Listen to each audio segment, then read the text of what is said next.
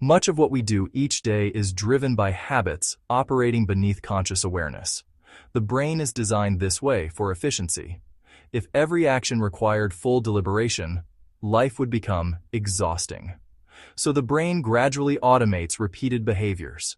Driving a car eventually becomes automatic. Typing on a keyboard becomes automatic. Even emotional reactions can become automatic.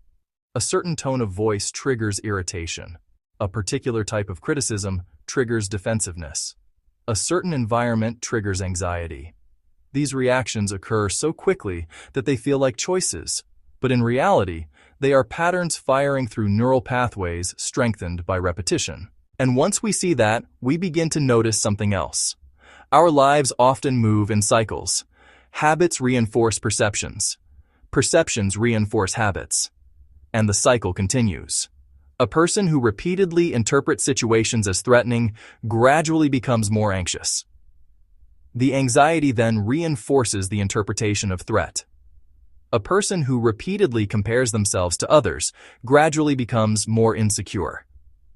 The insecurity then strengthens the habit of comparison.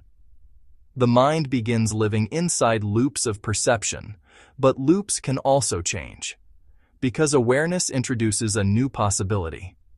When you observe a pattern rather than automatically acting on it, a small gap appears between perception and reaction. In that gap, something interesting happens. You realize the pattern is not identical to you. The pattern is simply appearing. This insight can feel subtle at first, but its implications are enormous. Because if the patterns moving through your mind are not identical to your deepest awareness, then the self may not be as fixed as we once believed. Perhaps the self is not a rigid identity at all. Perhaps it is more like a field in which experiences appear and disappear. Thoughts arise, emotions arise, habits arise, stories arise, and then they pass. When people first encounter this idea, they sometimes feel uneasy. If the self is not the solid controlling entity we imagined, then what exactly are we?